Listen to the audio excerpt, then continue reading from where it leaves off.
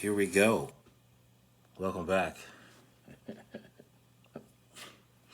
Let me start off just with I don't know if I really gave like a background about myself. Um, just to who is reading me the Bible, right? So I'm gonna do that now. Um, so this year I'm still in my early 40s. I'm still in my early 40s. I grew up in um, South Carolina for the most part. I did have summers in New York with family, so that kind of helped blend and kind of helped shape me a little bit. Wow, I have not noticed that. Um, Dang. All right. Um, yeah. So South Carolina, summers in New York. Um, Lived in Charlotte for a bit. Lived in Atlanta for a little bit. Um, Little sales background. I started off with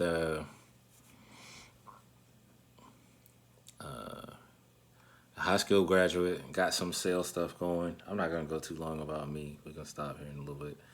Um, Sales background, real estate background, broker in North Carolina, broker in a couple other states. Um, Still do some consulting stuff for real estate and this. So hopefully that get that you just kind of understand a little bit about me. All right, here we go. Reading a Bible look. That is me in a nutshell, a little bit. Favorite team is the Bills. Okay, nigga, read the Bible, nigga. All right.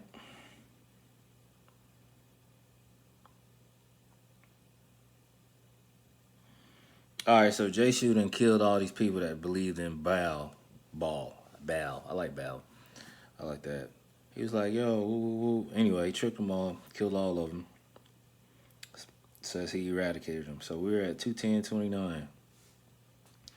However, Jehu did not turn from the sins from Jeroboam, the son of Nebat, who made Israel sin, led them to worship the golden calves, which were at Bethel and Dan. The Lord said to Jehu, because you have done well in executing what is right in my eyes, and have done to the house of Ahab in accordance with everything that was in my heart, your sons shall sit on Israel, shall sit, not shit, shall sit on Israel's throne to the fourth generation. But Jehu did not take care to walk in the law of the Lord, the God of Israel, with all his heart. He did not turn from the sins of Jeroboam, who made Israel sin. So in those days, the Lord began to cut off portions of Israel. Hazael defeated them throughout the territory of Israel, from the Jordan eastward, all the land of Gilead, the Gadites and the Reubenites. Oh, I'm bombing. I'm killing these terms, right? And the Massonites. Might have got too early. From Aurora, which is by the Arnon River, even Gilead and Bashan. Now the rest of the acts of Jehu and everything that he did and all his might, are they not written in the book of Chronicles of the King of Israel? I feel like it was a little extra. Jehu slept with his fathers. Um,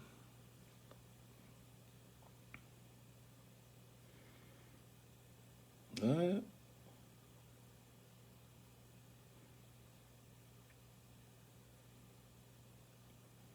Jehu slept with his fathers in death, and they buried him in Samaria.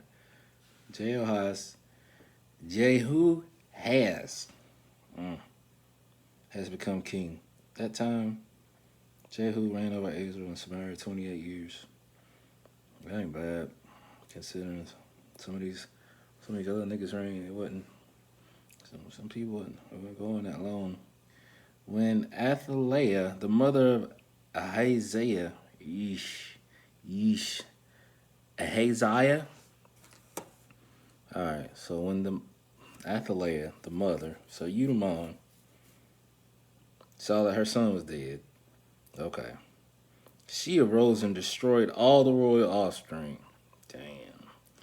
Let's go back. Who did he die in? Let's see. Jehu, Jehoaz, King Place, Jordan. We is out here. New story. All right. All the royal offspring. She out here wilding. But Jehosheba, the daughter of King Joram, sister of Hazael, took Joash, because I want to say Josh. Josh. The son of his Hazael, took the son of Hazael and abducted him from the king's sons who were to be killed, and hid him and his nurse in the bedroom. So they hid him from the crazy chick, and he was not put to death. Josh was hidden with his nurse in the house of the Lord for 6 years. Good gracious. Oh, so she reigning over the land.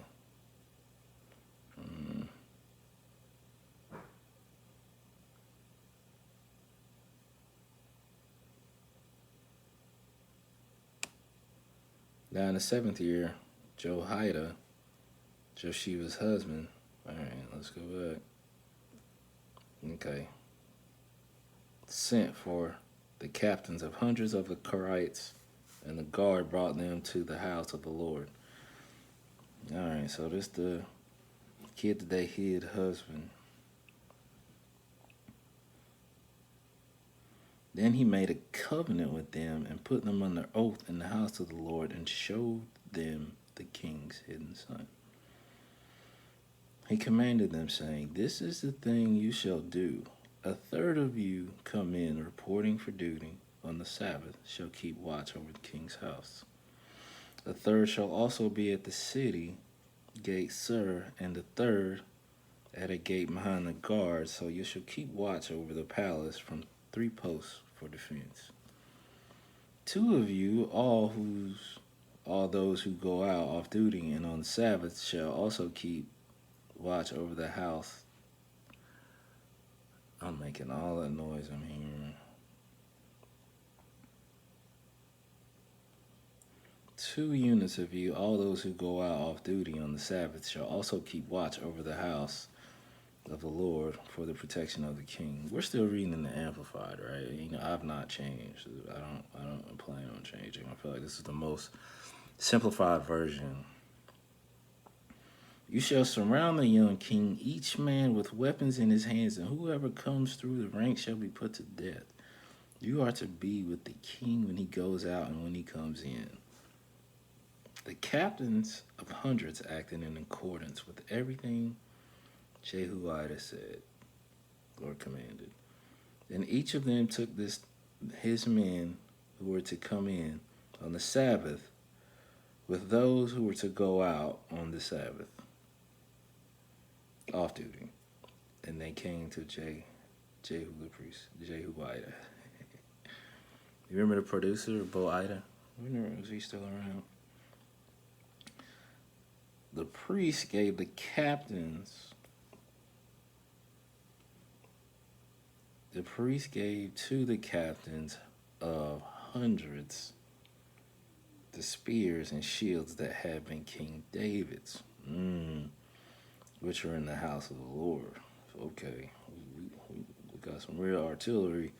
And the guard stood, each man with weapons in hand, from right side to left side of the temple area, by the altar in the courtyard, and by the temple, all around the king. Then Jehoiada. Why? Okay. All right, we're going to get through this part and then we're going to come to a stopping point. Then Jehoiada brought out the king's son and put the crown on him and gave him the testimony.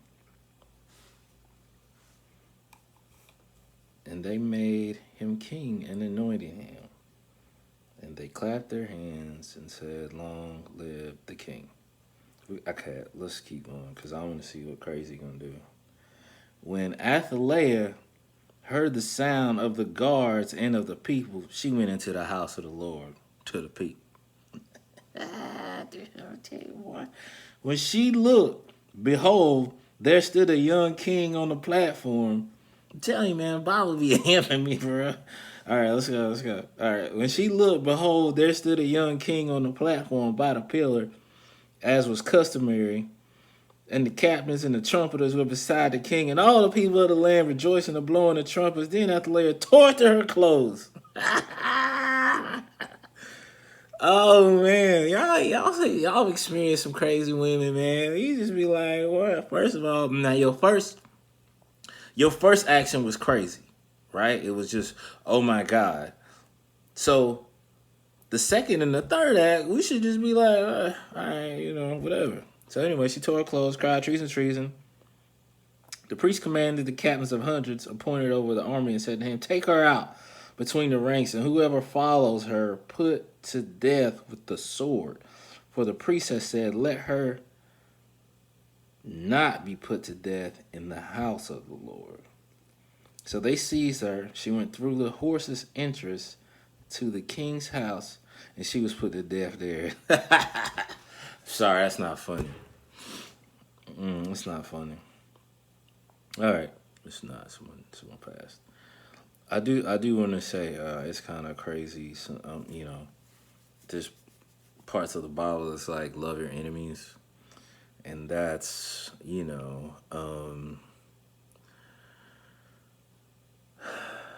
mean, is there a version of like that I can give to them? Like is there a you know can I just if I send them a Christmas card type like loving them?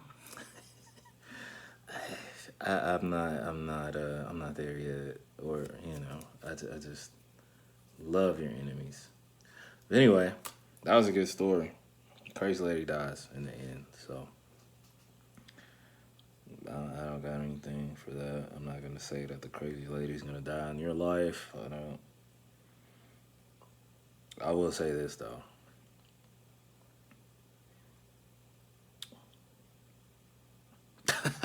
I'm not even gonna say that. Hey man, y'all have a good night. Reading the Bible with love. Let's go.